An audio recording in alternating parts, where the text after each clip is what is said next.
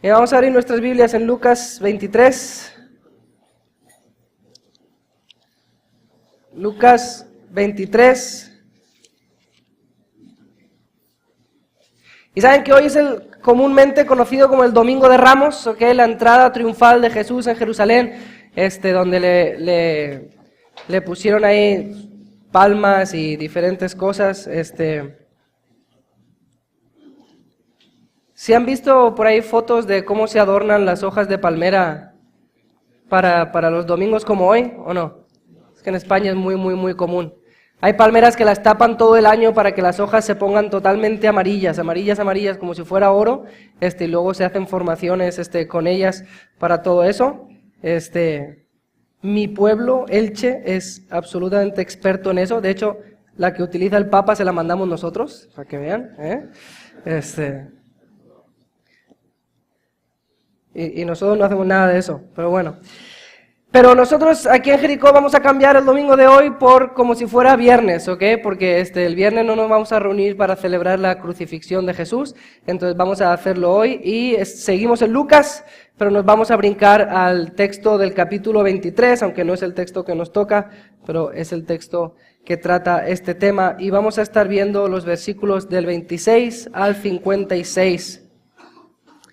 La muerte del Salvador del mundo. Y ciertamente no hay manera de que yo pueda explicarles de una manera digna este texto. Estamos hablando de la muerte de Jesús, y por mucho que se estudie o que se prepare, es imposible hacerle justicia a este texto, ni lo podemos escuchar de la manera que conviene tampoco. Pero vamos a hacer el mejor de nuestros esfuerzos en esta mañana y esperemos que el Espíritu Santo haga la obra. Y lo que vamos a ver en esta mañana es que Jesús, con su muerte, salva del pecado a todos los que creen en Él. Jesús, con su muerte, salva del pecado a todos los que creen en Él. Y esto, escuchen, esto lo hemos oído 1000 veces, millones de veces. Este texto lo hemos leído cientos de veces, los que hemos crecido en la iglesia o los que llevamos un tiempo leyendo las Escrituras. Y lo que pasa cuando lees esto tantas veces es que al final te acostumbras y no nos llama la atención ver que Jesús, que es Dios, con su muerte salva del pecado a todos los que creen en Él. Y esto no es normal, porque generalmente uno no salva con su muerte, uno salva con sus fuerzas o con sus poderes. Si pueden pensar en las películas de los Vengadores o de Batman o de todas estas cosas, no es generalmente que uno por medio de morir salva a personas. Y más allá, generalmente estas personas que mueren para salvar, que si hay alguna historia así, no lo planean, pero lo que vamos a ver hoy es que antes de la fundación del mundo se armó este plan donde Jesús con su muerte salva del pecado a todos los que creen en Él. Y en este texto tenemos varias verdades que vamos a ver en esta mañana, y la primera que vamos a ver, cuando las ponga ustedes van a decir, pues obvio, ¿no? Pero no es tan obvio. Lo primero que vamos a ver es, Jesús murió.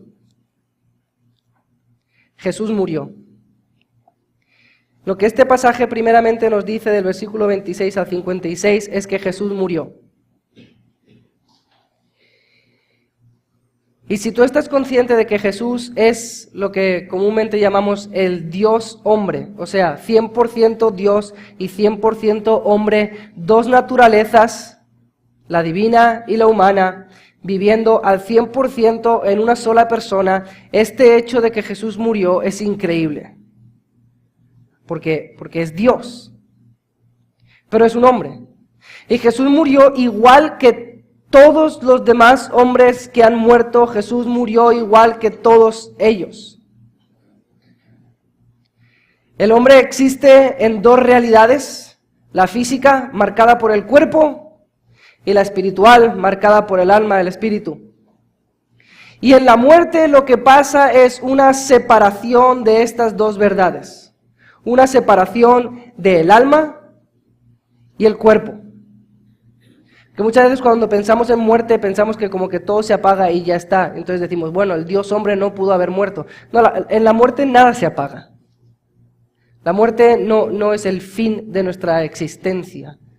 La muerte es el fin de nuestra existencia aquí en la tierra, pero no es el fin de nuestra existencia.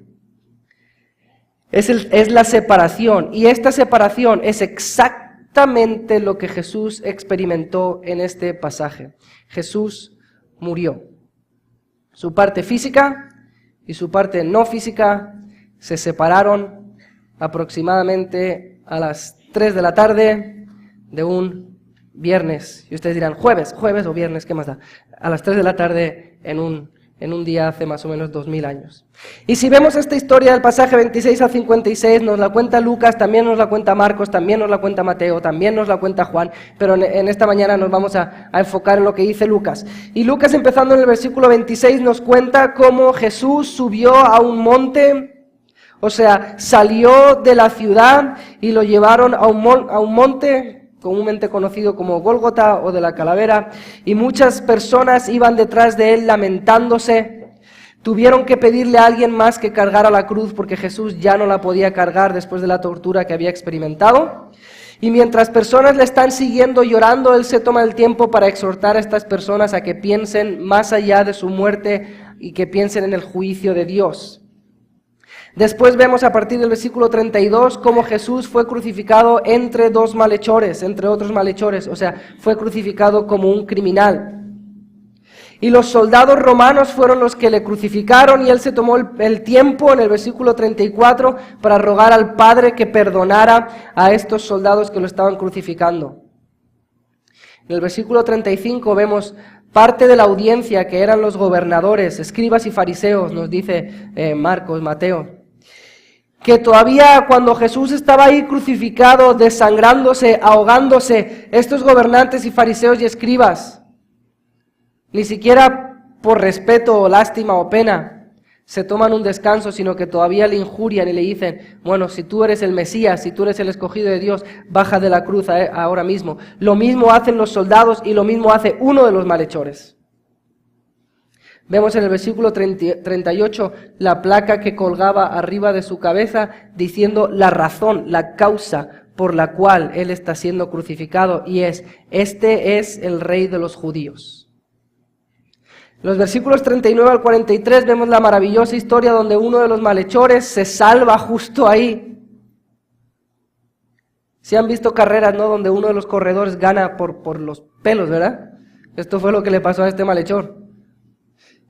Las últimas horas, y consiguió entrar en el paraíso. De los versículos 44 al 49 vemos qué es lo que pasó en esas últimas horas de Jesús. Vemos que todo se volvió tinieblas, vemos que el velo se rasgó. Mateo y Marco también nos cuentan que hubo un terremoto y que muchas personas resucitaron en el momento en el que Jesús murió. Y luego en los versículos 50 al 56 vemos el entierro de Jesús, cómo viene un señor llamado José de Arimatea y lo pide el cuerpo, que sorprendentemente ya había muerto, aunque no debería haber muerto, generalmente no era común que muriera tan rápido, pero ya había muerto. Pilato se encarga de asegurarse de que había muerto, y este señor, junto con la ayuda de algunas mujeres, lo bajan de la cruz, le hacen todo el proceso de embalsamar que se hacía en esos tiempos, y luego lo meten en una cueva, le ponen los aromas y esas cosas que le ponían, y luego cierran la cueva y lo dan por muerto para siempre. Y luego Mateo y Marcos nos cuentan que después de esto se puso una guardia para asegurarse que nadie robara el cuerpo. Entonces vemos en esta historia muchas cosas y las vamos a ir viendo poco a poco, pero lo primero que tenemos que ver es que Jesús murió. Que Jesús murió. En el versículo 26 dice, llevándole tomaron a cierto Simón de Cirene que venía del campo y le pusieron encima la cruz para que la llevase tras Jesús. O sea, Jesús estaba tan débil que no podía ni siquiera cargar la cruz. Porque antes de crucificarlo lo torturaron. Si se acuerdan, le dieron de latigazos, le pusieron una corona de espinas, lo golpearon, y para cuando llega este momento, comúnmente el criminal tenía que cargar la cruz arriba al monte. Lo torturan en la ciudad y luego lo sacan de la ciudad para matarlo, pero Jesús no podía ni siquiera cargar esta cruz. Esto nos muestra que aunque Jesús es Dios, Jesús vivió en esta tierra como hombre. Muchas veces decimos, bueno, ¿qué chiste tiene que Jesús nunca fue tentado? Pues al cabo él era Dios. Sí, no, Dios no pudo ni siquiera cargar una cruz, porque era también 100% hombre. Pero vemos que obviamente esto no solo es la muerte de un hombre, no es la muerte de un hombre, es la muerte de Dios. Y esto lo vemos en las señales que tenemos. Si lo ven en el versículo 44, en el versículo 44 dice, cuando era como la hora sexta, o sea, las 12 del mediodía, las 12 del mediodía, hubo tinieblas. Tinieblas. A las 12 del mediodía hubo tinieblas. O sea, no que se nubló, no que hubo algunas nubes. No. Tinieblas, una de las señales que tenemos, que esta no es la muerte de cualquier hombre, sino que es la muerte del Dios hombre. En el versículo 45 dice, y el sol se oscureció y el velo del templo se rasgó por la mitad.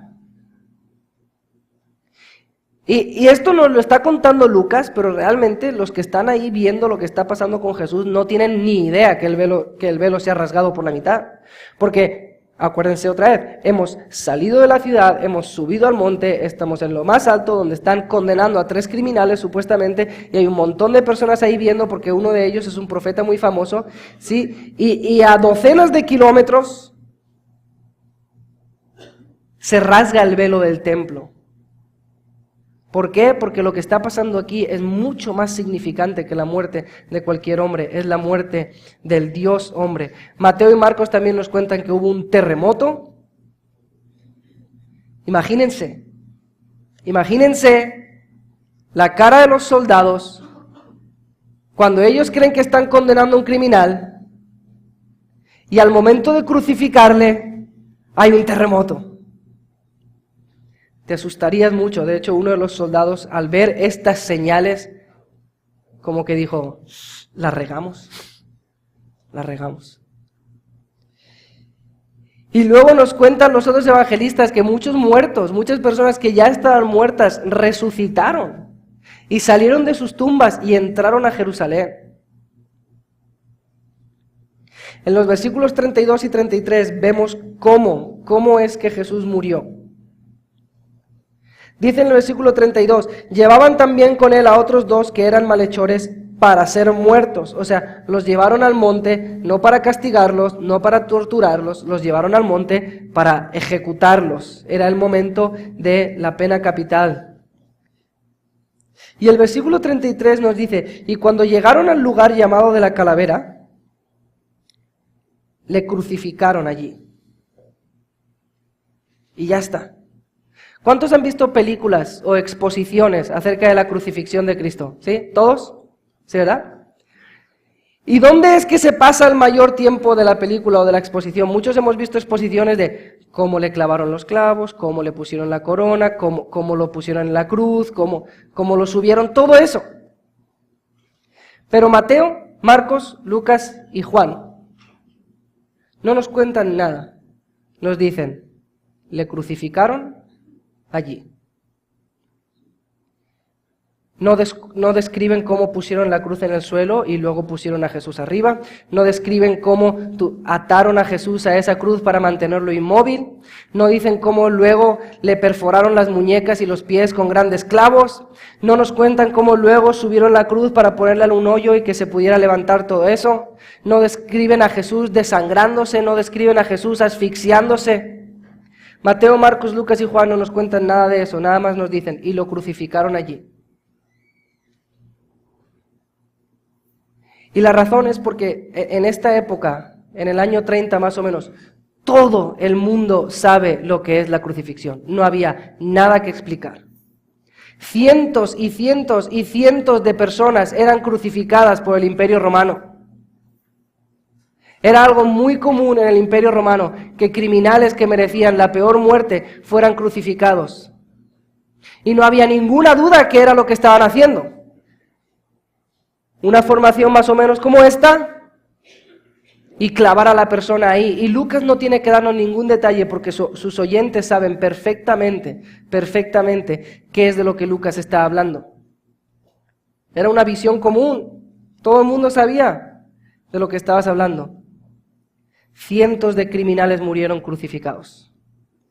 Sin embargo, nadie murió como Jesús murió. La crucifixión no es la parte especial de la muerte de Jesús. La crucifixión no es una muerte especial. Muchos pasaron por ese proceso.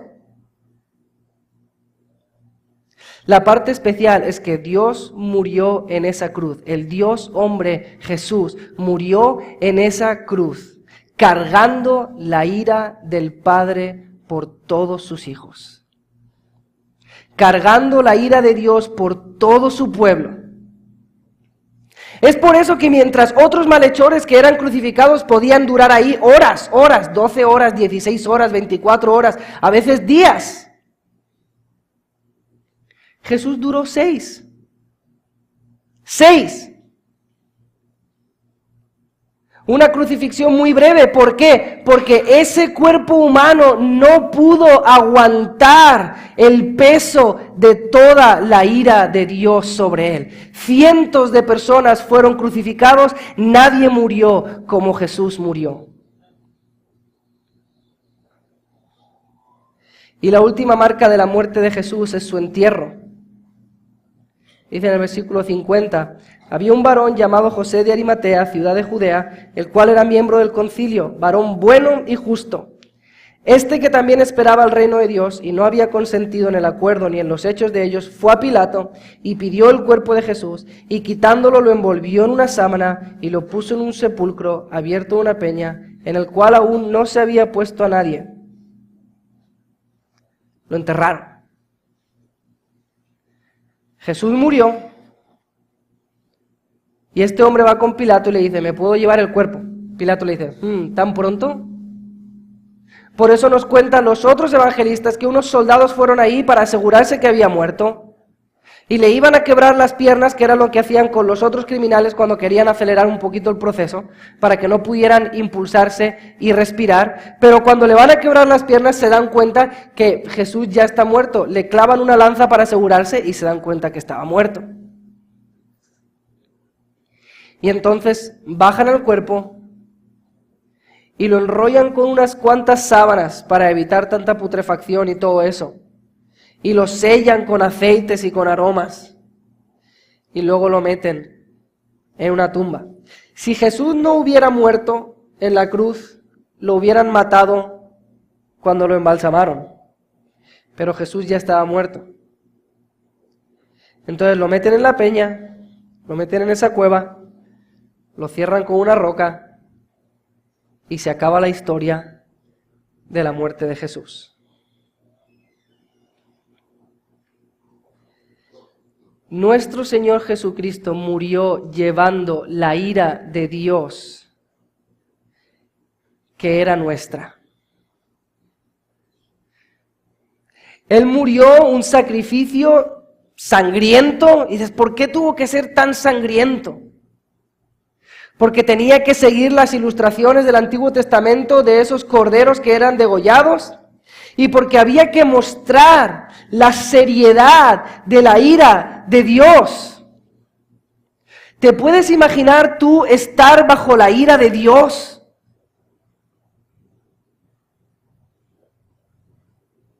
La ira de Dios es lo que puso a Jesús en esa cruz y por eso tuvo que ser un sacrificio tan brutal. Pero no hace falta que nos imaginemos cómo es estar bajo la ira de Dios. Porque la ira de Dios fue llevada por Jesús. Todo. A veces vivimos nuestra vida y pensamos, ¿será que Dios me está castigando? Yo creo que Dios está enojado conmigo y me está castigando por esto que yo he hecho. No es posible. No es posible que estés cargando ira de Dios por alguno de tus actos, porque ya cargó todo Jesús. Todo. Pero entonces, ¿por qué me va tan mal? Bueno, consecuencias de tus actos, quizás Dios te está disciplinando para hacerte mejor, pero la ira de Dios sobre nosotros no existe. No existe. Ya llevó todo Jesucristo por nosotros. Él bebió toda la copa de la ira de Dios en esa cruz y por eso solo pudo aguantar 6 horas. Y escuchen, es importante marcar esto, además de por la aplicación moral que tiene para nuestras vidas y para nuestra santificación, porque hay algunas herejías corriendo por ahí que dicen 2 cosas. Una, o que Jesús no murió, o 2, que lo que murió en la cruz es solo un hombre. ¿Okay? Primero, hay personas que dicen, no, es que Jesús no murió. ¿Por qué dirían las personas que Jesús no murió? Bueno, porque hay personas que no quieren creer que Jesús resucitó. Y como no quieren creer que Jesús resucitó, entonces dicen, bueno, es que Jesús no murió. Lo metieron en la peña y luego al tercer día se escapó. ¿Les suena absurdo? Pero yo lo he escuchado. Hay personas que me lo han explicado así. Si es que tú crees en la resurrección de Jesús, pero Jesús no resucitó, simplemente no lo mataron bien. ¿En serio? O sea, soldados romanos, que es lo más bestia que te puedes imaginar. ¿Sí? O sea, si tú quieres imaginarte algo brutal, soldado romano. Por encima de eso solo queda el hermano mayor, que con los hermanos menores siempre es. Pero es soldado romano, y luego nada más el hermano mayor con los hermanos del medio y con los pequeños, ¿sí? Y los pequeños sabemos lo que eso es. Estas son las personas más brutales que existen. Y lo torturaron, lo latigaron. Ve a internet y busca fotos de lo que era un látigo romano. Era brutal. Tan brutal que Jesús no puede ni cargar la cruz cuando le toca ir al monte. Y luego está ahí y entonces le perforan los 2 pies y las 2 muñecas con clavos. Y lo dejan colgado durante 6 horas. ¿Cómo no va a morir Jesús? Más allá, va José de Arimatea, que ya quiere extender el cuerpo y le dice a Pilato, oye Pilato, ya me quiero llevar el cuerpo, y le dice Pilato, pero ya está muerto, déjame que me asegure. Entonces Pilato envía soldados, y los soldados le van a quebrar las piernas, pero no le quiebran las piernas porque Jesús ya está muerto. Pero vamos a asegurarnos de que ya está muerto, entonces le clavan una lanza en el costado. Y si eso no fuera suficiente, entonces lo bajan, todo el mundo ve que está muerto, y como está muerto, entonces le hacen el proceso de embalsamar. Y como les digo, si no lo hubiera matado la crucifixión, lo hubieras matado con este proceso, porque lo estás enrollando en telas quitándole todo el aire. Y luego una persona que tiene las muñecas perforadas y los pies perforados y el costado perforado y que tiene toda la espalda destrozada por todos los latigazos y que tiene heridas en la cabeza porque le has puesto una corona de espinas y que lo has enrollado en una sábana, entonces lo dejas 3 días metido en una cueva.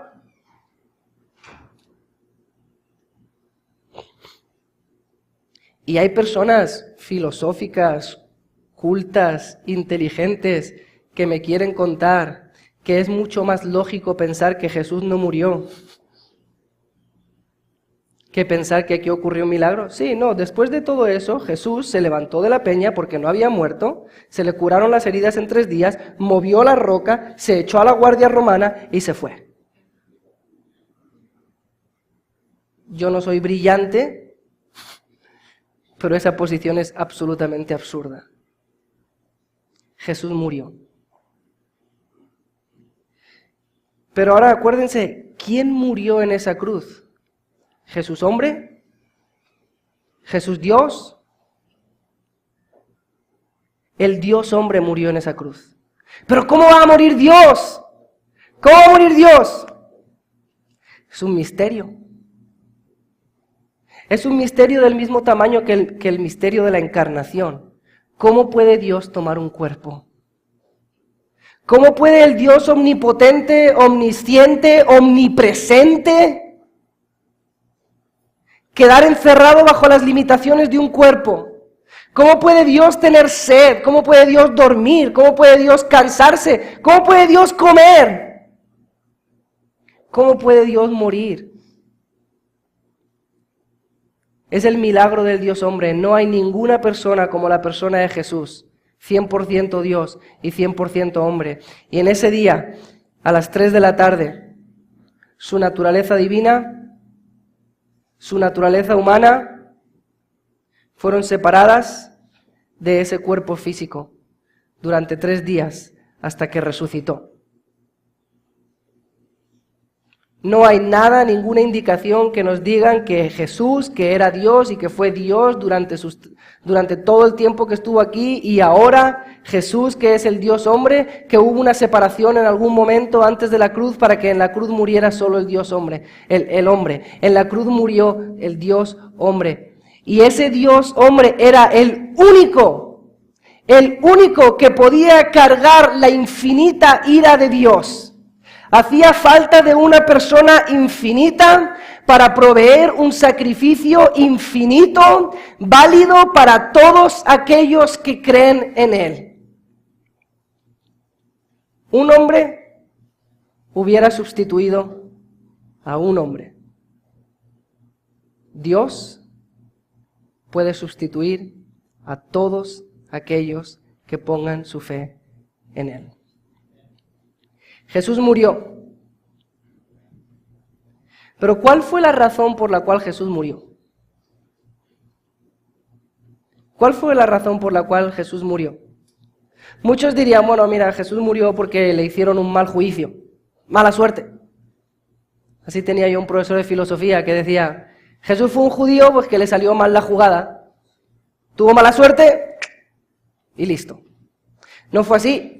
Jesús tuvo perfectamente la oportunidad de explicarse delante de Pilato y defenderse de todas las acusaciones de los judíos.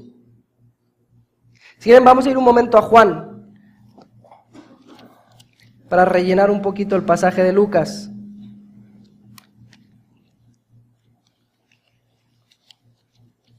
Y bueno, es que Jesús no hizo nada malo, pero lo acusaron falsamente y pues mira lo que pasó.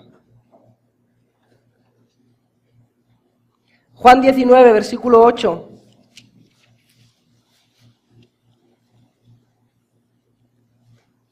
Versículo 7. Los judíos le respondieron, nosotros tenemos una ley y según nuestra ley debe morir porque se hizo a sí mismo hijo de Dios. Cuando Pilato oyó decir esto, tuvo más miedo y entró otra vez en el pretorio y le dijo a Jesús, ¿de dónde eres tú? En ese momento Jesús le podría haber dicho, yo soy Dios. Y Pilato no lo hubiera matado, por miedo. Jesús no le dio respuesta. Entonces le dijo a Pilato, ¿a mí no me hablas? ¿No sabes que tengo autoridad para crucificarte y que tengo autoridad para soltarte? Ese era el momento perfecto para que Jesús se defendiera. Yo no he hecho nada malo, yo no soy opositor de César, yo no estoy intentando levantar un movimiento que se oponga contra ustedes. Sino que Jesús le dice, ninguna autoridad tendrías contra mí si no te fuese dada de arriba. Versículo 12, desde entonces procuraba Pilato soltarle. Y Pilato no le soltó porque Jesús en ningún momento se explicó. La inscripción que colgaba sobre la cabeza de Jesús marcaba la razón legal por la cual era crucificado. Según esta inscripción, fue crucificado por proclamarse el rey de los judíos, o sea, un opositor a la autoridad marcada por el César de Roma. Esto lo vemos en Juan 19, los versículos 12 al 16. Vamos al 13. Entonces Pilato, oyendo esto, llevó fuera a Jesús y se sentó en el tribunal en el lugar llamado el Enlosado y en hebreo Gabata, en la preparación de la Pascua y como la hora sexta, entonces dijo a los judíos, he aquí vuestro rey. Pero ellos gritaron, fuera, fuera, crucifícale. Pilato les dijo, ¿a vuestro rey he de crucificar? Respondiendo los principales sacerdotes, no tenemos más rey que César. O sea, este Jesús se quiere hacer llamar rey, pero no es nuestro rey. Por eso le pusieron el rey de los judíos. Pero esta no es la verdadera razón por la cual mataron a Jesús. La verdadera razón por la cual mataron a Jesús está en los versículos 6 y 7 de Juan 19.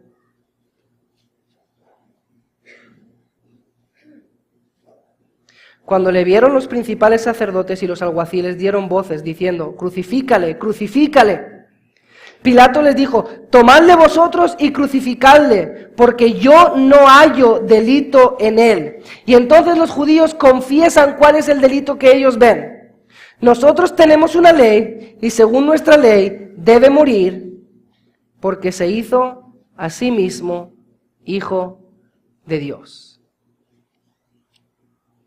Entonces Pilato dice, según nuestra ley romana, que tú te llames hijo de Dios no te mata. Pero los judíos dicen, en nuestra ley, si alguien dice que es Dios, tiene que ser ejecutado. Y ahí están hablando de la verdadera razón por la cual Jesús fue crucificado. Y es porque Él dijo que era Dios. No por ser un criminal, no por ser un malhechor, no por ser un rey, no por levantar un movimiento contra el Imperio Romano, sino porque Él dijo que era Dios. Entonces, todas estas historias de que Jesús fue un buen profeta y nada más, o de que Jesús fue un buen maestro y nada más, o de que Jesús fue un revolucionario, o de que Jesús enseñaba muy bien. No, Jesús era un hombre que Él decía que era Dios. Entonces, o crees eso, o crees que era un mentiroso, o que estaba loco. Porque Él dijo, soy Dios, y por eso lo mataron. Ahora, la verdadera razón por la cual Jesús murió es porque Él decidió morir. Él decidió morir. Muchos capítulos antes ya nos había dicho que Él iba a morir. ¿Y por qué razón? ¿Por qué razón iba a morir? Lo vamos a ver en 4 diálogos que tenemos aquí. El primero es de Jesús mismo, en los versículos 34 al 39 de Lucas 23.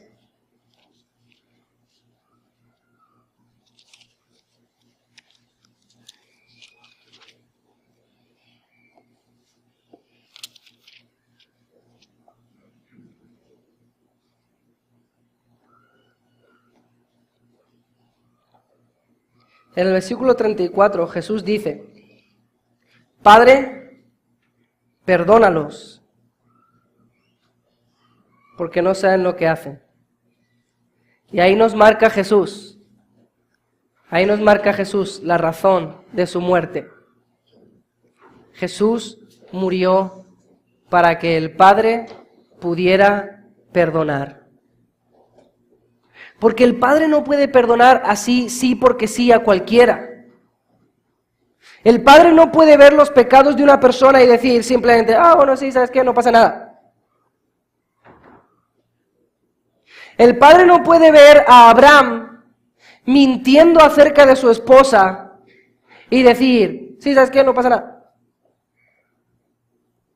El Padre no puede ver a David matando a un hombre para quedarse con su esposa y decir, sí, ¿sabes qué? No pasa nada.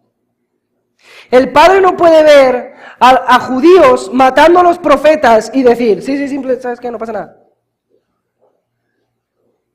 El Padre no te puede ver a ti y a mí mintiendo, siendo orgullosos,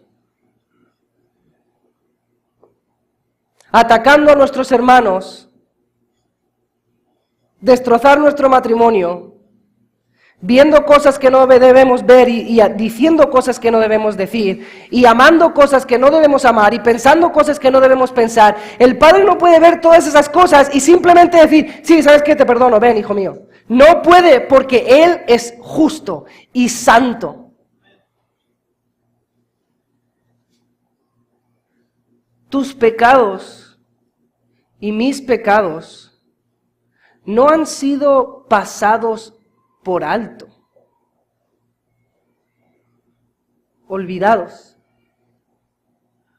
traspapelados por ahí entre otras cosas. Tus pecados y los míos fueron castigados.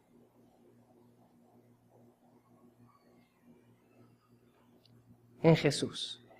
Él murió para que nosotros podamos ser perdonados. ¿Y cómo es posible, hermanos, que nosotros, sabiendo esto, sabiendo que el Padre tomó mis pecados y se los cargó a Jesús, sigamos viviendo en las cosas por las cuales Él murió. Que el Padre haya crucificado a su Hijo por nuestras fornicaciones y nosotros sigamos viviendo en ellas por las cuales Jesús murió. Que el Padre haya crucificado a Jesús porque nuestros corazones amaban más al mundo que a Él, pero después de eso nosotros sigamos amando así, viviendo en aquello por lo cual Jesús murió. Que el Padre haya crucificado a Jesús por las iniquidades que han visto nuestros ojos, y después de haber aceptado eso, sigamos viendo las mismas iniquidades que crucificaron a Jesús. Cuando tú no entiendas la gravedad de tu pecado, vuelve a la cruz y mira lo que le pasó a Jesús, porque lo que le pasó a Jesús es tu culpa y la mía. Tu pecado y mi pecado es tan serio que crucificaron al Hijo de Dios. Además de las palabras de Jesús, vemos las palabras de los gobernantes, los soldados y uno de los malhechores, que nos marcan por contraste la razón por la cual Jesús murió. Empezando en el versículo 35, dice, y el pueblo estaba mirando, y aún los gobernantes, Mateo y Marcos nos añaden, escribas y fariseos, se burlaban de él diciendo, a otros salvó, sálvese a sí mismo, si este es el Cristo, el escogido de Dios.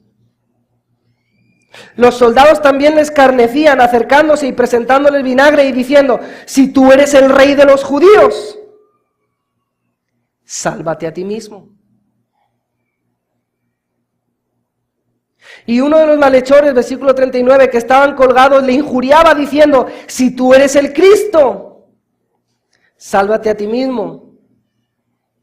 Y este le añade, ¿no? Y a nosotros. Los gobernantes y los soldados y el malhechor dicen, Jesús, tú eres el Mesías, tú eres Dios, tú eres el rey de los judíos. Aquí está la gran señal para que creamos eso. Bájate ahora mismo de la cruz y creeremos que tú eres Dios, el Salvador del mundo. Y Jesús no contesta, pero la contestación está implícita, y es, si yo me bajo de esta cruz, ni tú, ni tú, ni tú, ni ninguno jamás podréis creer que yo soy el Salvador del mundo, porque es mi sangre la que lava tus incredulidades.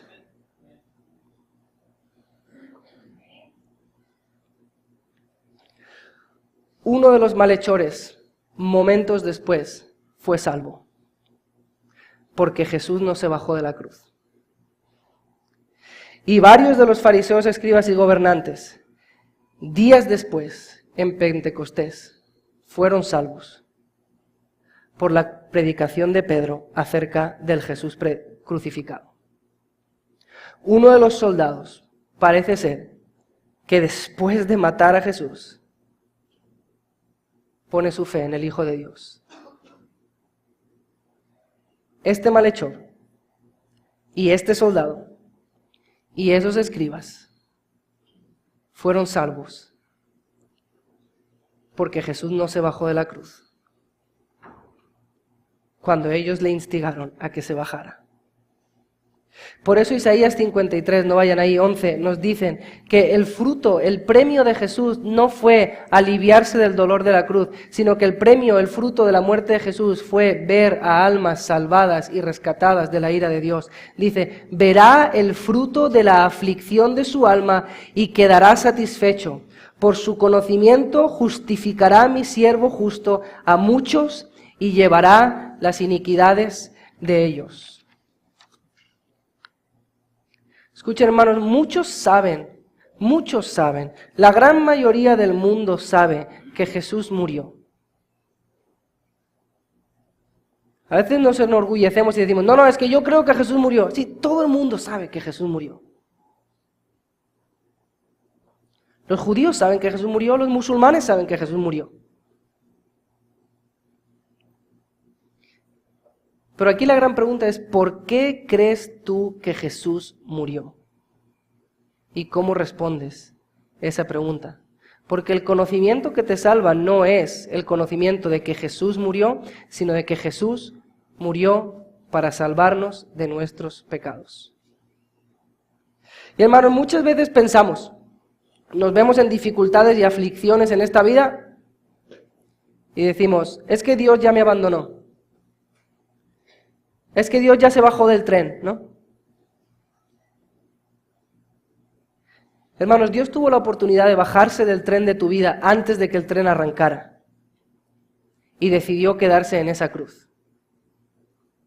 Le instigaron, se burlaron de él diciendo, ¡bájate! ¡Bájate!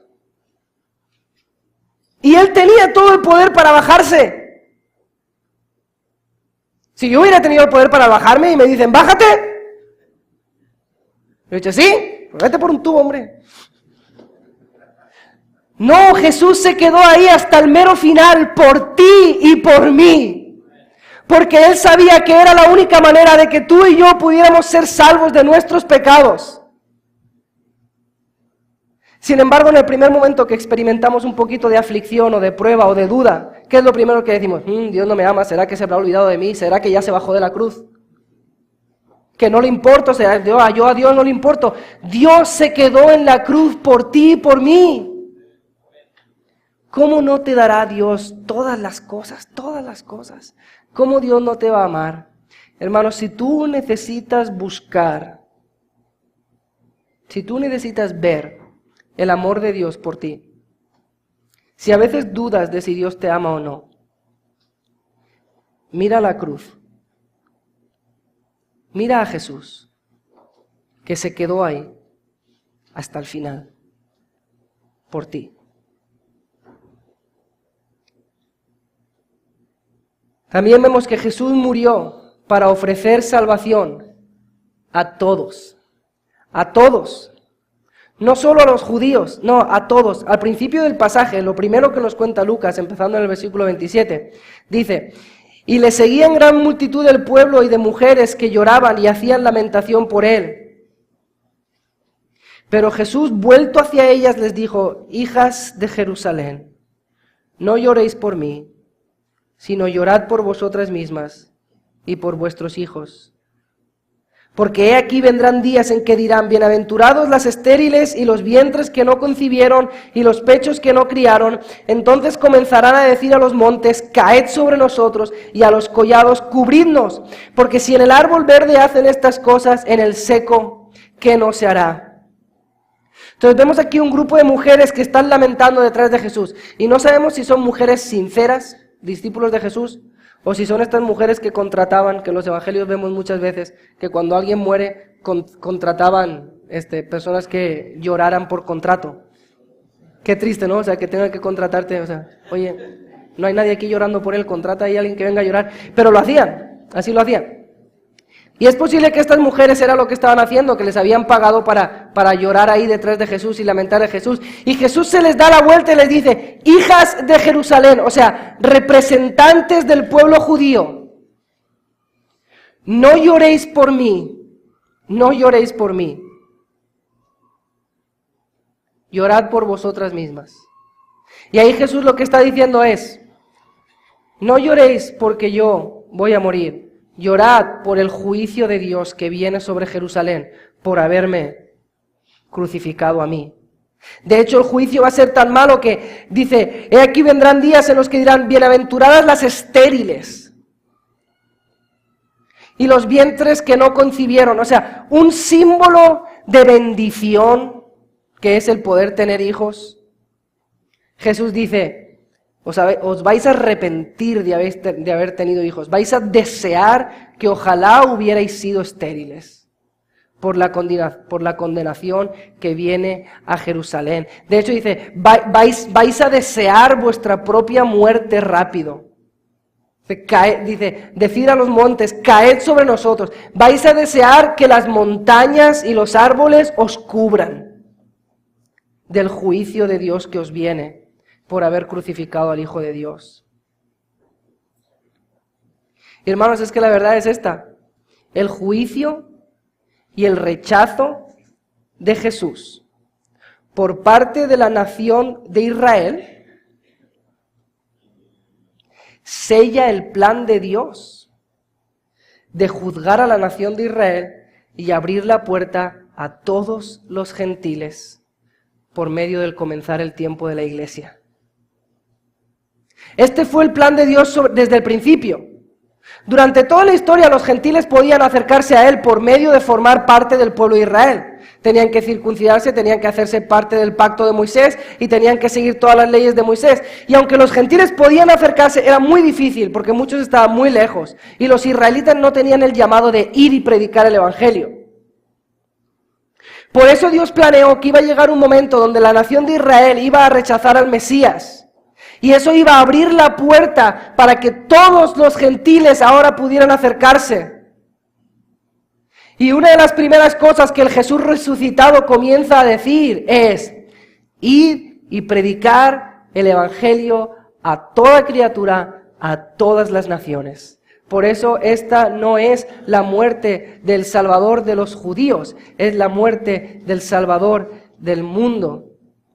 Dice Romanos 11, 11 y 12, digo pues, ¿ha tropezado los de Israel para que cayesen?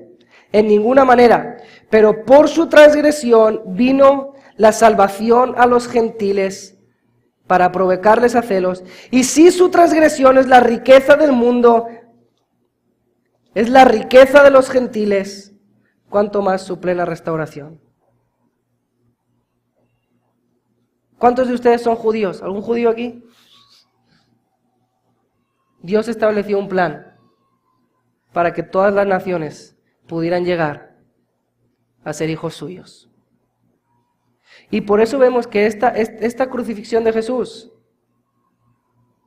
no es el plan B de Dios, o no es algo que se le escapó de las manos a Dios. Dios no estaba en su trono, viendo lo que estaba pensando con Jesús, diciendo, híjole, no me digan que lo van a crucificar, hijo. Espérate, gobernantes, no, y se lo dieron a Pilato, no puede ser, Pilato. Esto era el plan de Dios desde antes de la fundación del mundo. De hecho, Dios escribió todo un libro para contarnos acerca de este plan, que son las Escrituras. Por eso dice Lucas, que echaron suertes sobre la túnica de Jesús. ¿Por qué echaron suertes sobre la túnica de Jesús? ¿Y por qué es un detalle tan importante para que nos lo cuente? Porque es un cumplimiento del Salmo 22, 18, cientos de años atrás, profetizando que esto iba a pasar. ¿Por qué crucificaron a Jesús entre dos malhechores? Como que no tiene mucho sentido, por muy criminales que fueran. Oye, es una cosa haber matado a alguien o haber robado un banco o cualquier cosa y decir que tú eres Dios.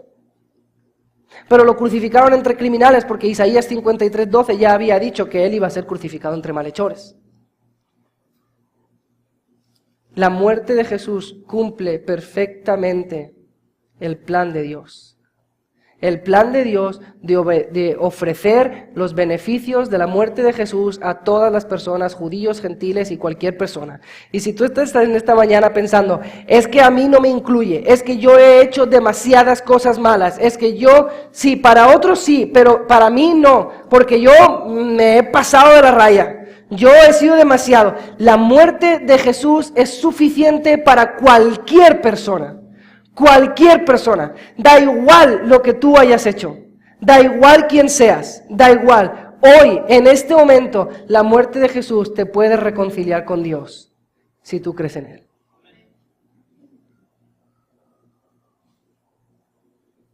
Y hermanos, no debemos pensar jamás que el sufrimiento es como que hay como que un problema en el plan de Dios, ¿sí? O sea, como que todo el plan de Dios es que a mí me vaya bien y de repente Satanás se mete y ¡pah! Mete ahí un problema en el plan, Satanás, no Dios, Satanás, y luego Dios me rescata y me lleva, ¿sí? Como que el sufrimiento es como cuando se te congela la pantalla de la compu, ¿verdad? O sea, todo bien, de repente se te congela esto, no es parte del plan, pero bueno, luego lo solucionamos. El sufrimiento es un regalo de Dios, diseñado por Dios, parte del plan de Dios para la santificación de tu vida. Es como, hermano, ¿quién diseñó la muerte de Jesús? Dios el Padre. ¿Quién dibujó lo que iba a ser la muerte de Jesús? Dios el Padre. ¿Quién planificó el sufrimiento de Jesús? Dios el Padre. Con un propósito. El sufrimiento no es una falla en el plan. El sufrimiento es un regalo en el plan. Es parte del plan. Es una buena parte del plan para que tú y yo crezcamos en la imagen del Señor Jesucristo. No hay nada en tu vida. No hay nada en tu vida. Nada, ninguna muerte de ningún familiar, ni ninguna enfermedad letal, ni ningún divorcio, ni la pérdida de nada, ni la pérdida de un trabajo, ni la pérdida de bienes. No hay nada en tu vida que no sea parte de un plan bueno y perfecto de Dios para convertirte más a la imagen del Señor Jesucristo. Ni un minuto, ni un segundo de tu vida es tiempo perdido o una falla en el plan. Todo son regalos del buen Dios para hacerte más como el Señor Jesucristo. Ahora, el problema es, ¿consideras tú ser más como el Señor Jesucristo lo mejor en tu vida? ¿O hay otras cosas que te gustaría tener más? Por último, vemos que Jesús murió para ofrecer salvación a todos los que creen en Él. Fe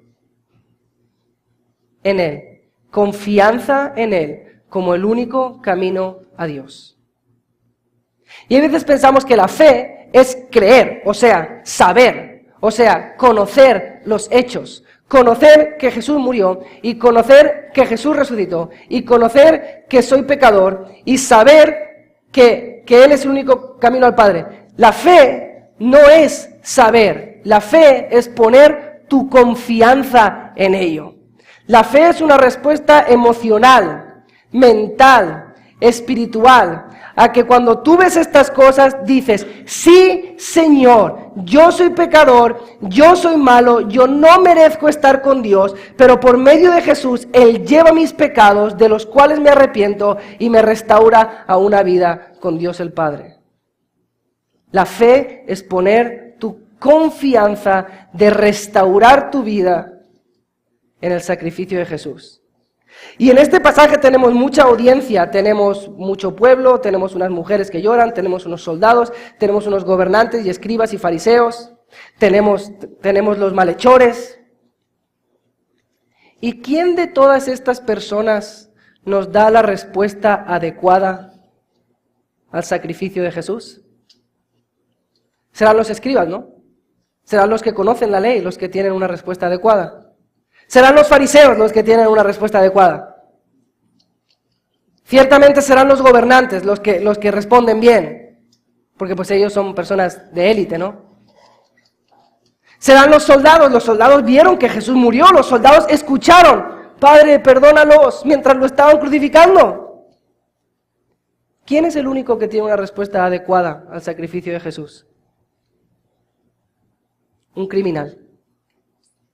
Asesino, quizás, ladrón, un criminal, es el que nos marca la respuesta adecuada a Jesús. Hay muchas cosas que el criminal nos marca con sus palabras. El criminal sabe muchas cosas y solo dice unas pocas palabras en los versículos 40 en adelante. Primero vemos que este malhechor sabe, conoce, admite, reconoce que Jesús es Dios.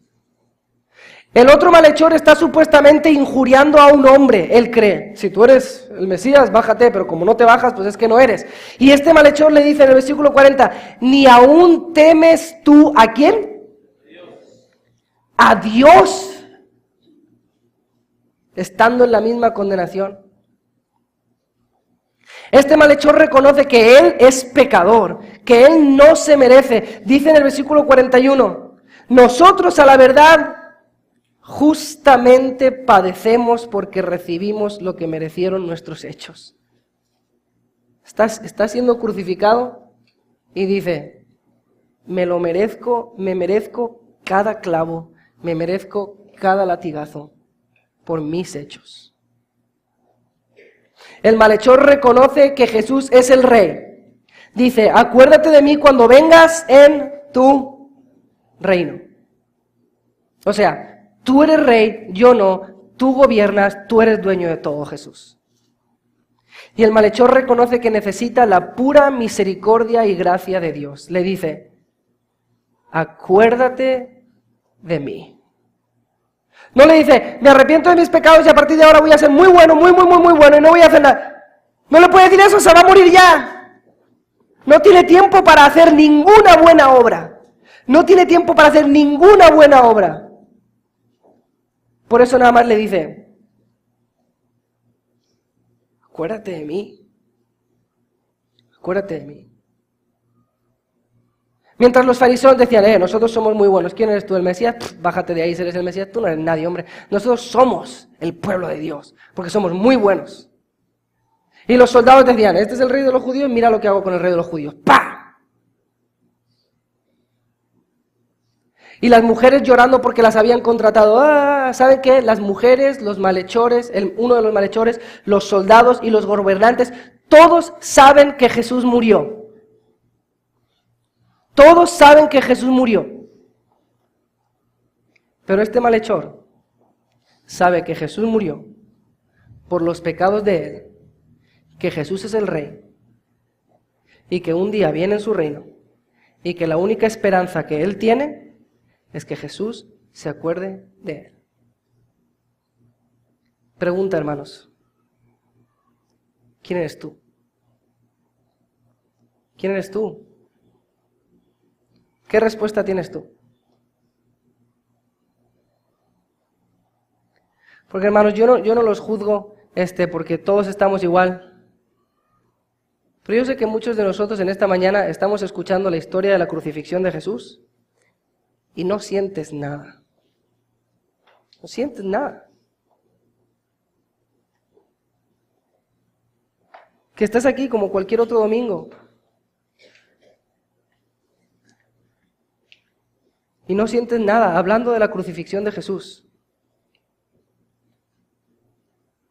¿Será que tú puedes decirle con el malhechor, Señor, acuérdate de mí? Cuando hablar de la crucifixión de tu Señor y Salvador no despierta ni el más mínimo sentimiento en tu corazón. Analiza la situación de tu alma. Si has escuchado todo esto en esta mañana y no ha despertado nada en ti.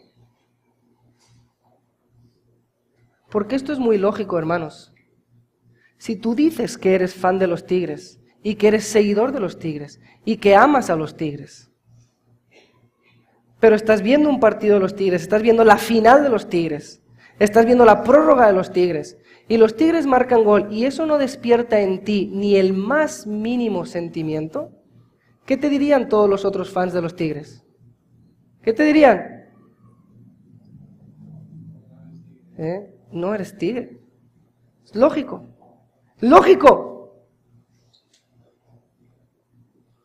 Y si tú dices que eres seguidor de Cristo y que amas a Jesucristo y que tu corazón está por Jesucristo y que has decidido seguir a Jesucristo y que Dios es tu Rey y tu Señor y que Jesús es el Salvador tuyo, pero podemos hablar de todo esto durante mucho tiempo y no se despierta ni el más mínimo movimiento en tu ser. ¿No será que eres como los gobernantes, que tú sabes que Jesús murió? Que conoces los hechos, pero verdaderamente jamás le has dicho a Jesús, acuérdate de mí cuando vengas en tu reino.